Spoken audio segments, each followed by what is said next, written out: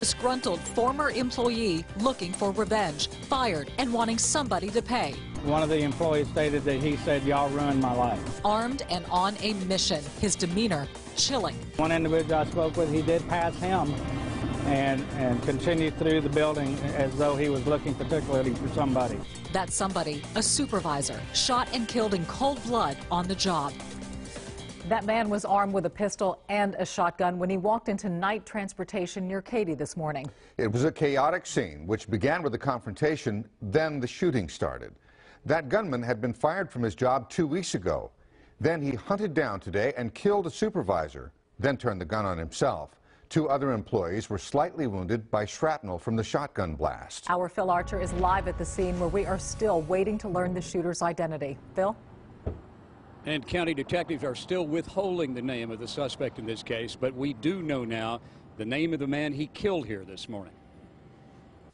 Around 8:30 this morning, the gunman walked into the building armed with a shotgun and a pistol. The individual, the shooter, was terminated a couple of weeks ago and apparently became very disgruntled because his payments had ceased after that period of termination. According to deputies, he went into a break room, fired the shotgun, and said, quote, "Y'all ruined my life." Then he began moving through the building, but he allowed some employees to pass unmolested. One individual I spoke with, he did pass him and continued through the building as though he was looking particularly for somebody. It appears that person was 35-year-old Michael Daywood, a company supervisor. Another employee heard Daywood talking with the gunman, urging him to put down the gun and leave the building. But instead, the man turned the gun on Daywood and then killed himself. At least a dozen other employees were hiding for fear they might be next. Reverend Gregory Ballard later talked with them. Some shared that they were as close to the shooting to have grazes of bullets and others glass, that they were dodging and trying to find a safe place because they didn't know whether or not they would be the victim of this random shooting. Across the street, Morton Ranch High School was locked down for a while, along with at least 2 other nearby schools, but deputies say students were never in danger.